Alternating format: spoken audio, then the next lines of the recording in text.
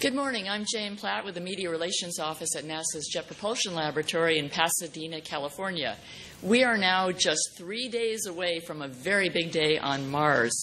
This Sunday, August 5th Pacific time, late in the evening, which is early morning, August 6th on the East Coast, the Mars Science Laboratory and its Curiosity rover will touch down on the red planet. The rover will investigate the landing area, the site around it, to see if it has ever provided any environment favorable for life. Today we're going to find out more about the science of the mission, and I'd like to start out by introducing our panelists. We're going to hear from Michael Meyer, the lead scientist for the Mars Exploration Program from NASA headquarters, Washington. John Grotzinger is the Mars Science Laboratory project scientist with the California Institute of Technology in Pasadena. Don Hassler is the principal investigator for the Radiation Assessment Detector on Mars Science Lab. He's with the Southwest Research Institute in Boulder, Colorado. And Michael Malin, the principal investigator for the Mars Descent Imager on Mars Science Lab, and he's with Malin Space Science Systems in San Diego. We're going to start things off this morning with Michael Meyer. Well, thank you. I can't wait. You know, August 5th, 10:31 p.m. Pacific time, Curiosity lands. It's then when it begins its trek up Mount Sharp to unveil the present and past environments of Mars. I just can't wait. So Curiosity has the goal of understanding and determining the habitability of Mars. And what do we mean by habitability? Well, you need three things, we think, for life. One is a solvent, in this case water. One is you need something for structure, so we need carbon compounds, and you need energy. Those three things, we believe, are the necessary ingredients for life. Interestingly enough, over the last 15 years, we've been able to explore Mars extensively from orbit and some on the surface. And what this has shown, at least in the past, Mars looks like it has been habitable. It could have supported microbial life. But this is from orbit and some roving on the surface, and it makes us believe that we're going in the right direction. But, you know, you need to go and look, and you need to ask the right questions. And Curiosity is a rover that's able to do that. How do we narrow this down from looking at Mars on a global scale of a potentially habitable planet to going to a specific place where we can test this hypothesis? Well, over 4 years, we've had a science community looking at different landing sites on Mars that have provided a wealth of information from our orbiter's Odyssey, Mars Reconnaissance Orbiter, from past missions like Mars Global Surveyor, and also information from our landers of Spirit and Opportunity have really helped us figure out what Mars looks like and what it looks like in specific places. So what the science community has done is looked at all the potential landing sites, narrowed it down to 4 prime sites, all of which demonstrate evidence of water geomorphologically, so it looks like it. It looks like there was a lake, there looks like there was a river, and also mineralogically. So the minerals that we see are indicative of having interacted with water, and minerals such as clays and sulfates. So with that, the 4 prime sites, all of them suggest habitability in the past, and then it was narrowing it down to 1 landing site. And with that, we ended up picking Gale Crater because in the middle, there's Mount Sharp, a huge mound of sedimentary layers that provide us the opportunity to start in the past of Gale Crater and rove up the surface of Mount Sharp and come through time to see how the environments have changed on Mars. And to give us more specifics about the landing site and how Curiosity will investigate it, I turn it over to John. Great. Thanks very much, Michael.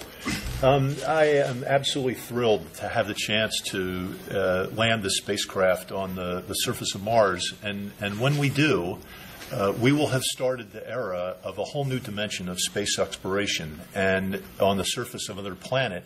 And this is the dimension of deep time. Time measured not in hours, days, years, events that happen today or tomorrow, but hundreds of millions to even billions of years of history recorded in the evolution of a planet that's kind of like our cousin.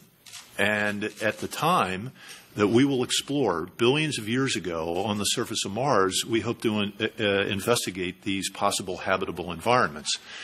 And we have chosen the most spectacular field site. It just continues to give. And what I want to do is finish today by showing you what the science team is doing this very moment as you all sit here.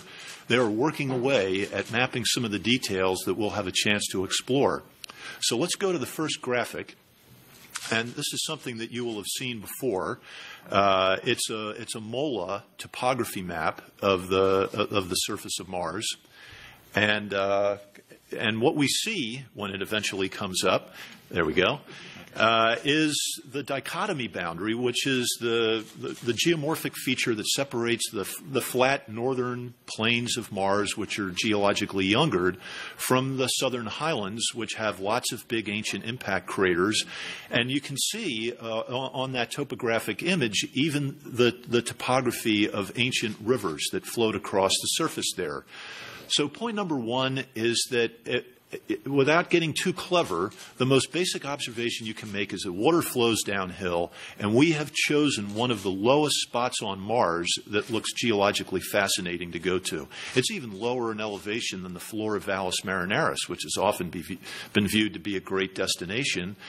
And so there, in that sort of pink and white patch of topography, that's where we're going to land, right up there where the arrow points to. Now, if we go ahead to the next graphic and zoom in, here we are now at the landing ellipse, and there's Mount Sharp, the very peak of which, if you go from the landing ellipse up to the top of Mount Sharp, that has more elevation than Mount Whitney does, which is the highest mountain in the lower 48 states here.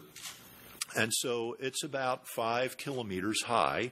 And the most extraordinary thing about Mount Sharp is that it's layered. The entire succession is layered, giving us a recorded history of probably what represent hundreds of millions of years of time, maybe even a billion years of time, 3 to 4 billion years ago, when the planet may have been more like Earth had been. Okay, so we're going to land in that ellipse, and now what I want to do is turn your attention to the ellipse, because we've said a lot about Mount Sharp in previous meetings together, and I want to tell you more about what's going to happen in the ellipse now. Okay, next one, please. What we have realized as a geological community, and this led to the selection of Gale as a landing site, because Gale is what we call a go-to. You land in a flat place, you drive somewhere else, and really what you expect is that all the excitement will be somewhere else. But it turned out that, we were concerned that if there was an anomaly with the spacecraft and we had to spend a big chunk of the mission in the landing ellipse, we better have something good there. So we always knew this alluvial fan was there.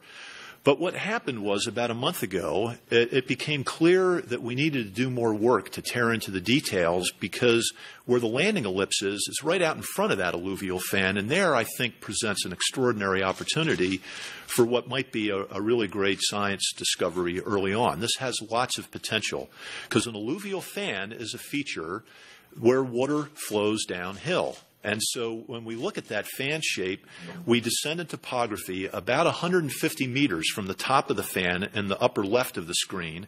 And as we go down to the bottom, we go downhill and downhill. And this feature looks just like the kinds of things that are formed by water on Earth. And we've always wanted to land on something on Mars where we looked like water was flowing in advance. Well, here it is. So there is some chance we could actually land right on this feature, or land right out in front of it, where you always wonder, where does that water go if it goes down the alluvial fan? Maybe it goes right into where our landing ellipse was. Okay, so that's a topographic map that shows you that we go downhill from the alluvial fan into the landing ellipse. Now, the next image, please, superimposes on top of that topography a property that has been mapped on previous Mars missions called thermal inertia. And what this really means is it's the property of a rock to basically retain heat relative to surrounding areas. So with the Themis instrument, for example, we can take images during the day, we can take images during the night, and what we see is that anything that's colored in red there tends to stay hotter longer as we go into the evening. It keeps its heat. Now, what kind of material could do that? Lots of non-uniqueness here. There could be lots of things that could do that, but one of the things that we're attracted to as a science hypothesis that we would like to test is the possibility that there were loose superficial materials once transported by water that then became cemented in the presence of water. And so right away we can start to look for minerals that bound the particles together that tell us about the previous history of water there. And that's an exciting possibility because that already begins to sort of sniff a little bit like a potentially habitable environment that was very old. Okay, now if you just go back and forth here a little bit, what we can see is there's the topography. Here comes the thermal inertia. Notice that that red is at the very end of the alluvial fan and out in front of the alluvial fan. So there's a boundary where the morphology evidence ends and where the physical properties evidence sort of steps across the alluvial fan there. We're really excited about this, and it suggests to us right away that we've got some cool geology to do ahead of us. Okay, now in the next one, so here's what we did. We divided the area up, and we started a sort of a crowdsourcing effort. This is a science team of over 400 people. Some of them were really looking for something to do. So we divided these quads up, and basically what you see here are 0.025 degrees of latitude and longitude, dividing it all up, and then basically I sent an email to the team and I said, anybody that wants to take a swipe at this is welcome to jump in, roll up their sleeves, and start doing some mapping. So they did that, and I'm not going to show you today with the progress of the mapping that we're doing, but I'm going to show you why we're doing it. And we're going to pick a quad that's right in the center there, number 50, very close. We could actually land on that one. So here we go. And what you've got here is really kind of a geologist's paradise. This is in the middle of the landing ellipse. You've got a crater there, which is 250 meters diameter, which is about halfway in size between Endurance Crater and Victoria Crater. Remember, those are what we explored with Opportunity about 7 or 8 years ago. And in there, in the crater, you see the layering. So right away, we know we've got something good to look for there. But wait, because there's a scarp that runs along through the image as well, and that's the kind of terrain that Spirit explored. So when we went to a place called Home Plate, the home plate was sort of a circular outcrop, kind of looked like a home plate, but it had a scarp about a meter or two in elevation. And this is probably a little bit less than a meter or two. It could be half a meter to a meter in elevation. And basically, we get the best of both rovers from MER. We get craters that have punched into the bedrock, and we also have probably wind-driven abrasion of the bedrock to expose these layers. No matter where we land, what we now know from studying the details of these quads is that we're going to have something exciting to do. So that's it, and I'm going to turn it over to Don to talk about the science we've been doing in cruise. Thank you, John. So one of the unique things about MSL is that we've actually been doing science during cruise since about 10 days after launch. The Radiation Assessment Detector, or RAD, was turned on December 6th, and we've collected a little over 7 months of data before we were turned off in preparation for landing. And so the primary objective of the Radiation Assessment Detector is to characterize the radiation environment on the surface of Mars. And that's essential to understanding habitability because it's a life-limiting factor to habitability. But we also realized that we had this opportunity to collect data and take observations during the cruise phase. And that's essential also because as in planning for future human exploration of Mars, we need to understand what the radiation environment that future astronauts will experience both during cruise but also during the surface. So if you have the first slide, please. Basically, all the planets, Earth, Mars, are bathed in two types of radiation. Galactic cosmic rays, which come from supernova remnants deep in the galaxy, and they vary on long time scales. We're also bathed in solar energetic particles, which come from the sun, or flares or explosions on the sun, which happen episodically with the solar cycle, and they can be very short but also very intense. And so characterizing this radiation environment on the surface of Mars and in space during cruise is the primary objective of RAD.